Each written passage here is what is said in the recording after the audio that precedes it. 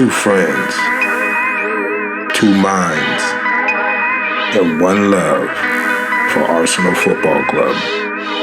You are now listening to the Cod and Two Minds podcast. Hey everybody, what's really going on? Welcome to the podcast, Cod and Two Minds. It's your boy E. Marshall here, and I'm joined as usual with my co-host at Guna Rush, aka Fitty Mac, the big homie. Today on the podcast, we discuss Arsenal's 4-0 victory over Nottingham Forest. We also talk about Chelsea coming up on Saturday. A little preview to that one. And I'm one show in on Stranger Things. And, you know, there's a lot of hype about this show. And I decided to watch it. And I give my take on that. And we also mix in, as usual, a little foolishness. Thanks for tuning into the podcast and enjoy the show. Hey. What's going on, Fitty? What up? Not too much, man. What have you been up to? Oh, today, Pops' birthday. So, okay. I manned the grill today, barbecued 2 tri-tips and some chicken and, just having a little celebration day. Good stuff. Tri-tip. We don't do tri-tip down here in Texas. We do brisket. Yeah. It's a California thing, that tri-tip. It's good stuff, though. Love it. Came out perfect today. I mean, you don't really have class when we're talking about cooking, so it's probably shitty. It's probably shitty, but who am I? What am I? Hey, everything A-okay today. What am I, Bobby Flay? Ooh. What's been up with you? Nothing. Tonight I watched what's the show? What is it? Goonies? Oh no! Oh, I think you might be talking about Stranger Things. Stranger Things, yes. A lot of people I know have been telling me I should watch it. Seeing a few people on Twitter, oh gosh, it's a great show, and it was all right. As soon as I saw the pictures with the little kids, I immediately thought, okay, this is going to be like Goonies. You know what I mean? Yes. But when I watched it, I would say, it is the Goonies without One-Eyed Willie. There's some sort of alien thing going on. Lot of old school 80s stuff, the Dungeons and Dragons, the bikes with the lights, and just but all in all, I mean, I've only watched one episode. I'm gonna say my brother, he watched with me, and he's an X-Files guys, and he's oh shit, this gonna be like the X-Files, dude. This gonna be tight. You know what I mean? Oh shit. It's got little kids and shit in it. You know what I mean? Here we go. Got little kids and shit in it, But all in all, 1 to 10, 10 being the best, I would say right now I'm at a 7. I'll watch it again, Okay, all right. I'm actually a little bit surprised that you gave it a 7. Yeah, I don't like kids and stuff, dude. A lot of times, they got to really catch you. They got to grab you for you to really even be able to give it like a 7. So I'm impressed. Well, I want to say 5, but I'll stick with 7. There ain't no hot chicks in it. That's one knock against it. Every chick looks like she's been through the ringer. Right. The kids. The kids all look weird. Yeah. As you get through it, you're gonna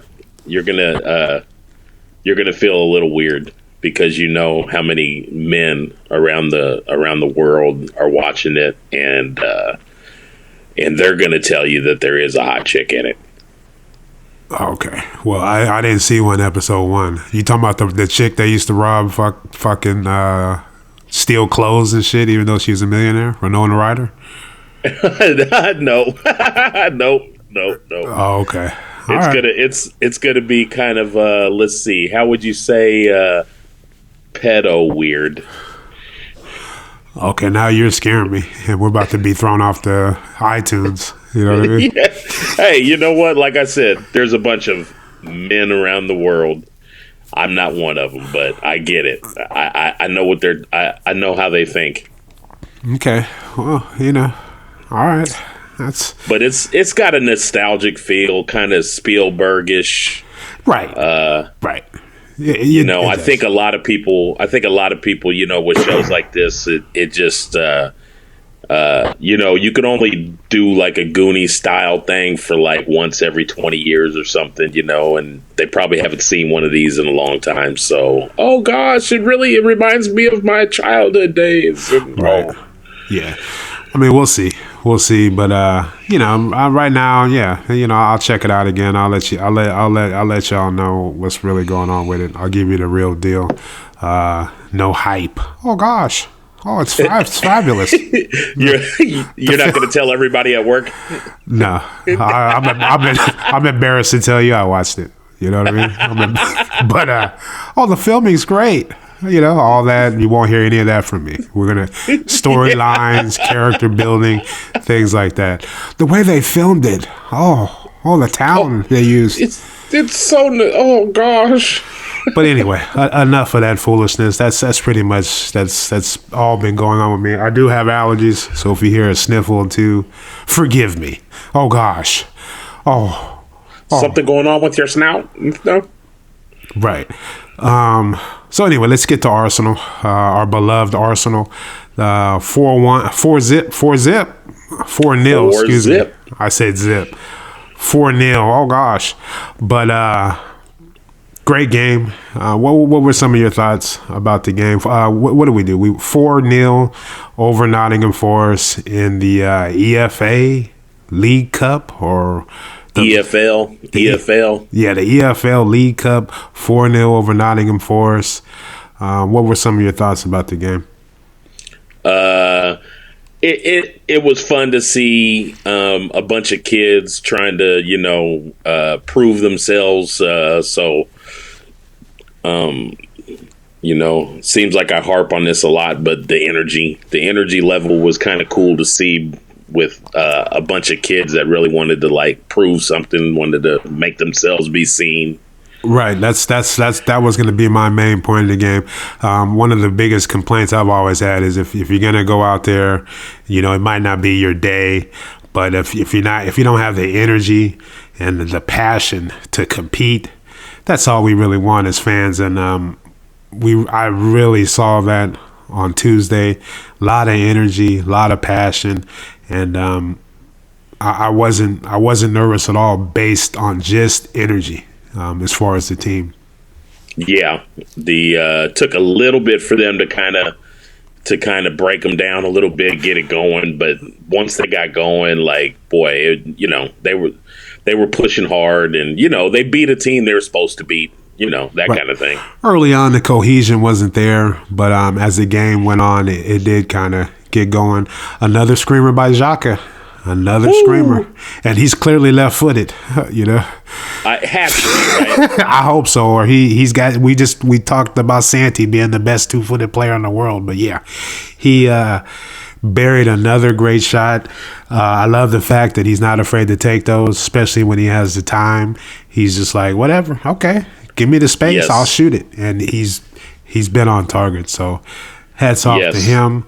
I know I make an analogy from time to time about, you know, American football, but the same way American football is, if you can run the ball, you're going to start bringing safeties up, and then you get behind them. Right. Same thing with Xhaka.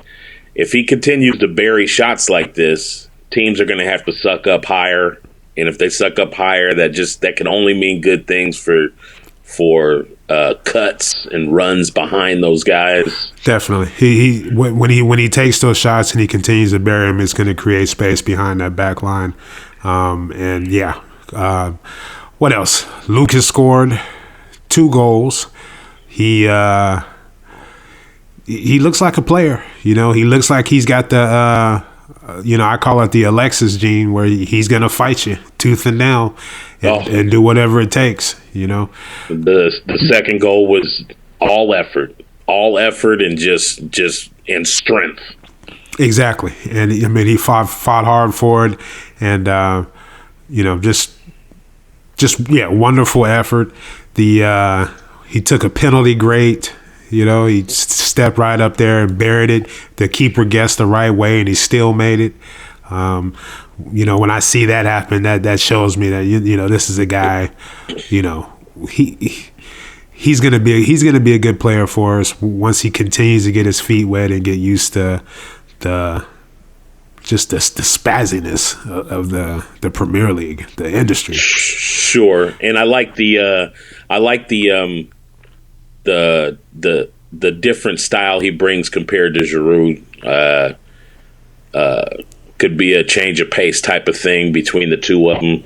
Yes, the speed is going to be key, and if he can hold the ball up, you're not going to hold it up like Giroud, but I mean if he can it'll be interesting to see him play as a striker with Alexis on the wing and Ozil.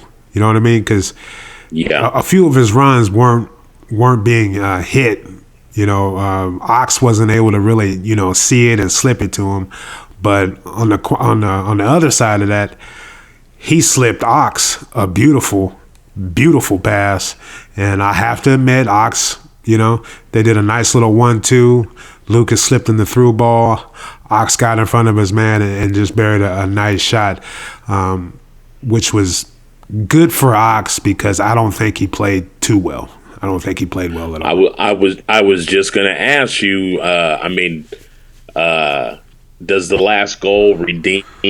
Is that redemption for his game? Because once again, more mispasses, more scratching my head. Like what were you thinking with that pass? Yeah, it's basically what that goal does for Ox. It just gives him a little extra confidence. But as far as him winning his place over Iwobi or Theo, no, I didn't. That performance didn't show me anything.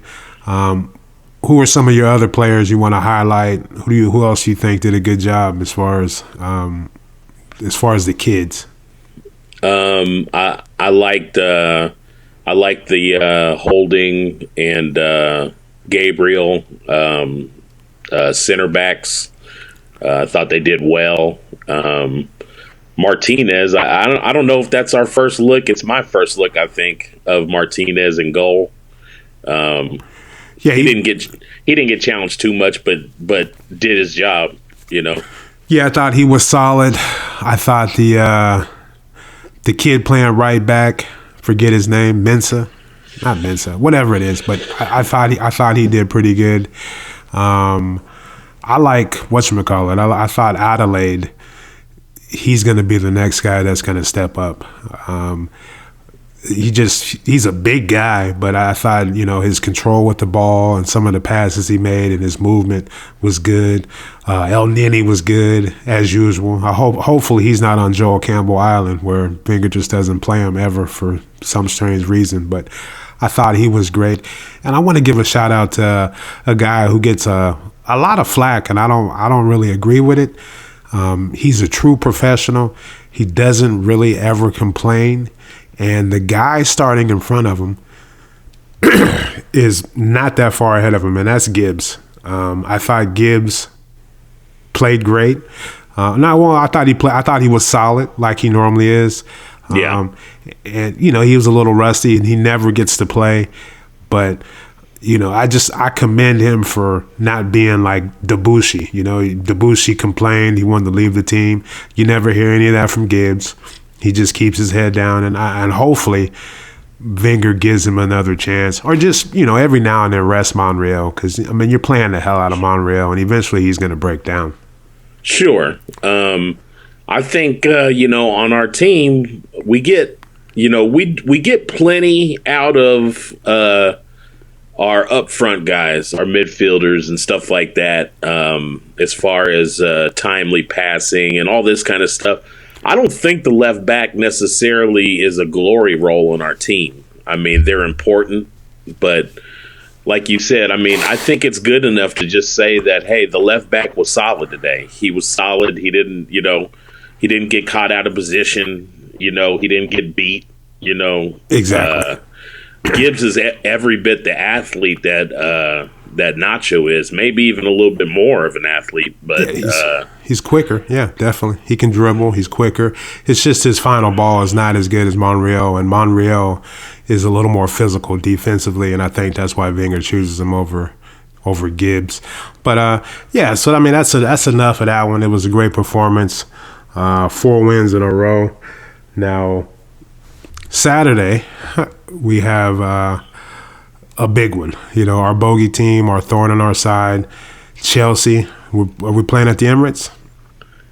Playing at the Emirates. At the Emirates. What do you give me a score before we start talking about it. I believe I picked 3-2 Arsenal wins. 3-2.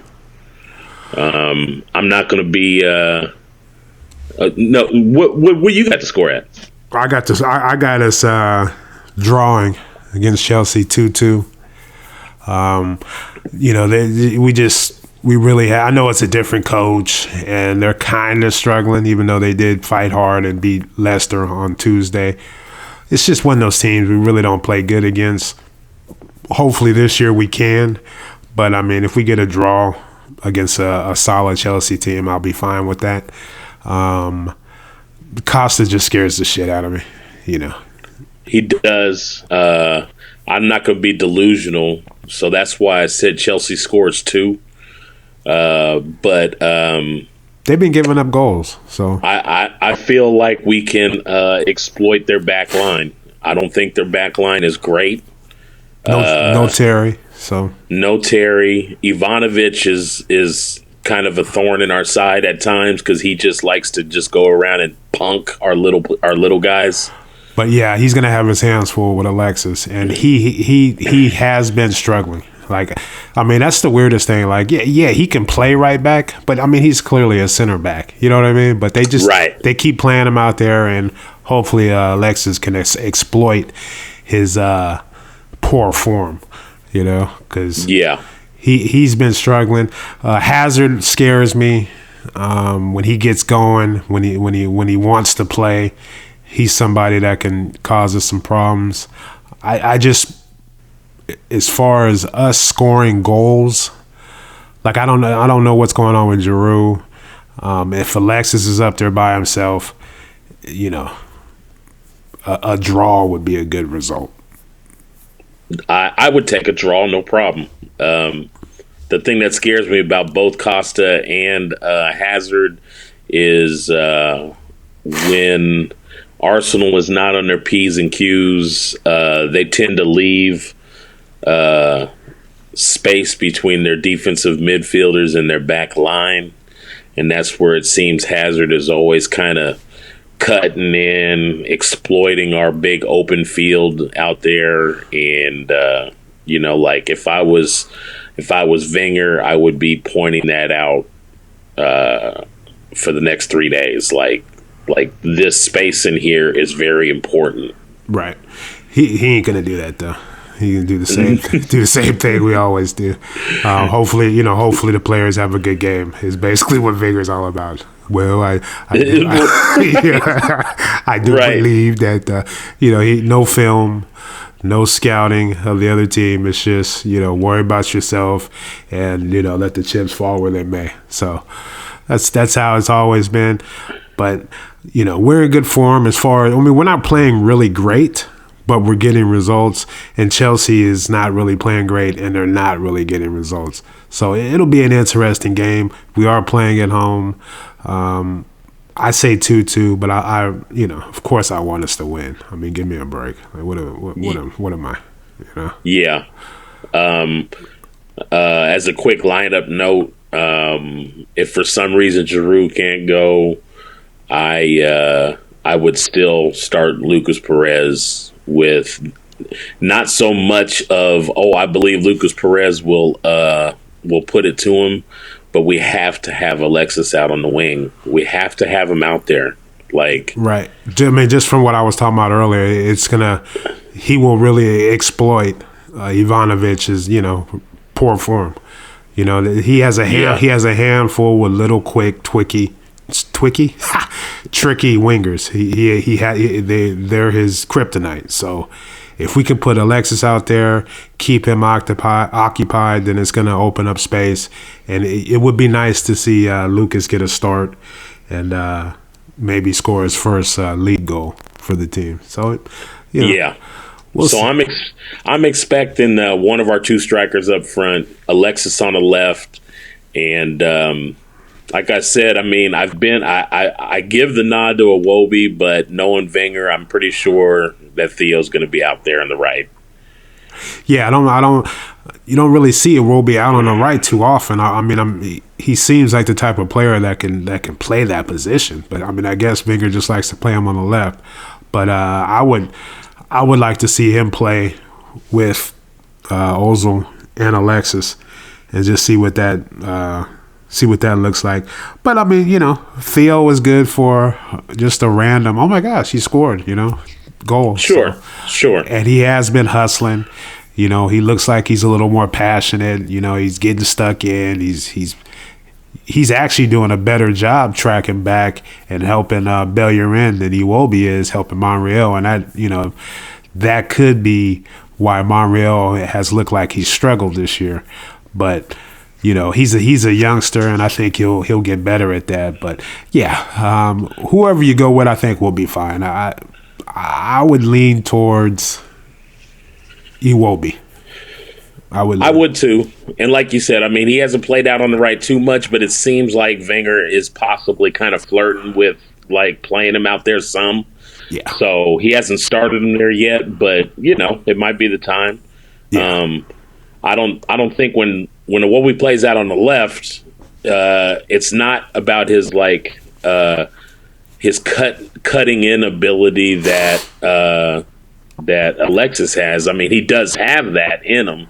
But what I see more out of Iwobi is like his body control.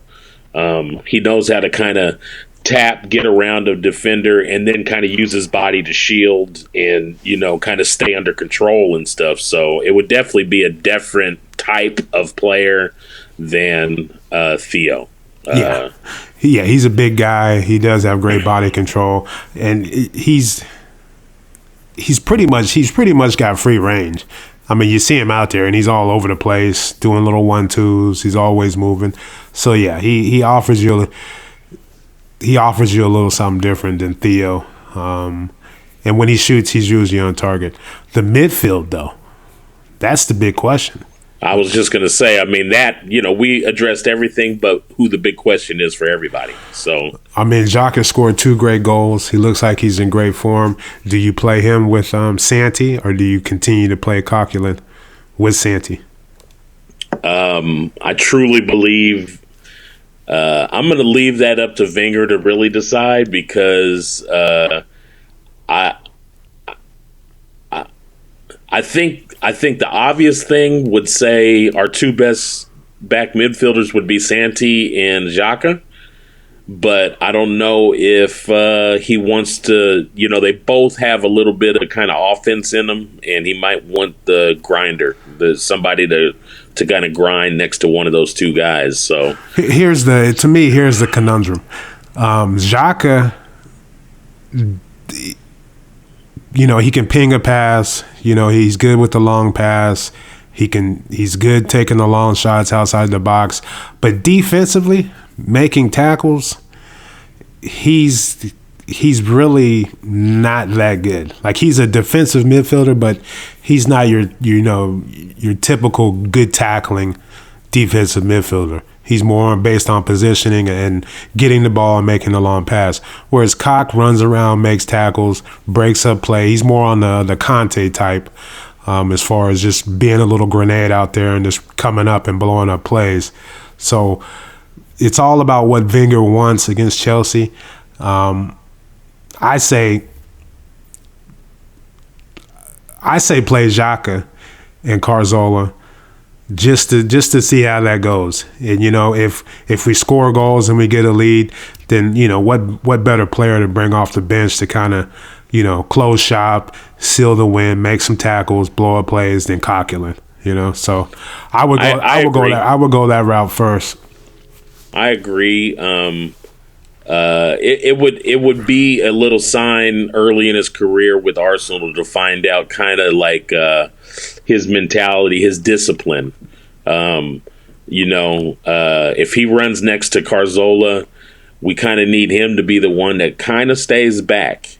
Exactly. And he's good at that. He's good at that. It's going to challenge him disciplinedly, though, in a disciplined way that in the last 2 games he's come up and scored big goals for us. But not in the box. Like, you don't ever see Jacques in the box flailing at a shot like you've seen Coquelin, recently. Like, Coquelin has been attacking more than Santi as far as positioning. So that could be a good thing too. I just don't think as far as his speed, protecting the back four, blowing up plays, he doesn't. That's where Cock has him beat. Athleticism, getting around the pitch, making tackles. Cock is shaky too on the tackle. Cock will get a yellow card in a heartbeat. But I just think, as far as, I'm not either way. If Wenger decides to go with Coquelin and Santi, I'm not gonna lose my freaking mind on Twitter before the game.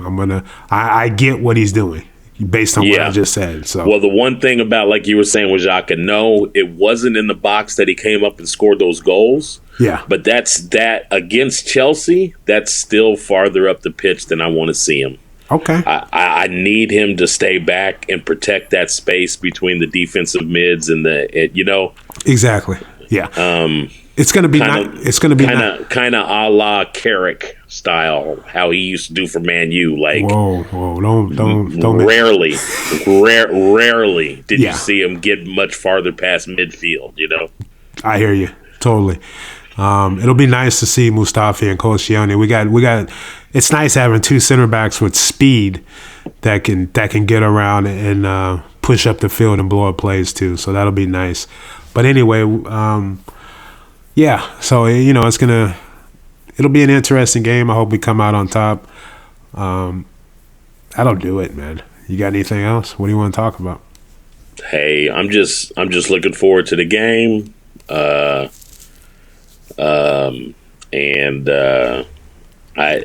This is like really like, I mean, the Liverpool game, okay, whatever, but like, this is like going to settle into everybody's excitement for the season. I think like it's really going to settle in now. Like, yeah, this will be great for morale if we can get over the hump on Chelsea against a team we're going to be competing for as far as the title race or the top 4.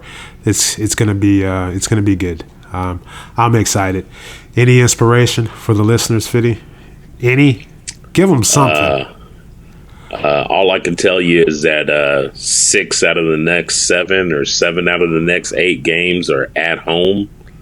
Okay. We must protect this house. Oh wow. The little Under Armour commercial. Okay. What was I gonna say? What is it? If you don't know what you're aiming for, you're never gonna hit the target. I like that. That's kind of a throwback to Xhaka right there. You know what I mean? So you gotta set goals and you gotta pursue them. So I'm gonna leave y'all with that. Caught in 2 minds. Oh, go ahead. No, go ahead. Well, I just wanted to add a note, like when I say Xhaka on that, when I'm talking about Xhaka Zulu. Oh, with the spear, okay. Walla walla walla le. How? Walla walla le. What do you mean? Arsene Wenger. all my African friends, they won't say Wenger. You know what I mean? Wenger. And they say, Mr. Wenger, he has to buy. No, he has to buy. I'm like, all right, I gotta go on break now. All right, take it easy. They're passionate. You remember that time we was at Fido's in Austin, and that this is a few years back, and that one fool was Diaby is the best.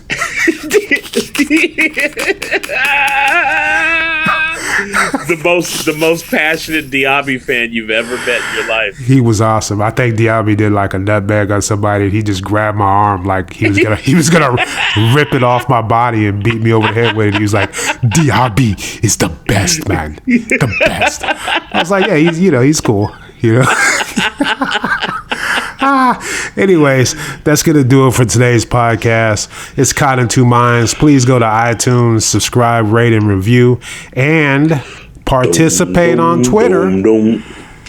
Hit us up on Twitter. Hit us up on Twitter at CITM Podcast. Also, you can hit me up. What the fuck is going on? Why are you... What's going on, dude? I'm trying to... I'm just feeling it, man. Am I throwing you off? Yeah. E-Mar Show. I mean, come on. Jeez. Dude, now I'm playing. It's at E-Mar Show, MEARSHO, and at Guna Rush is Fiddy's Twitter handle. And you can you can hit us up on the email at citmpodcast@gmail.com. Thank you guys for tuning into the podcast. We really appreciate all the feedback, and you guys have a wonderful week and enjoy the game. Nothing but positivity.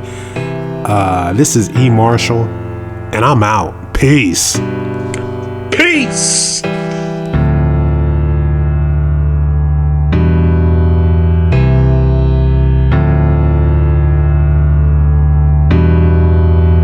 Thank you guys for tuning in to Caught in Two Minds.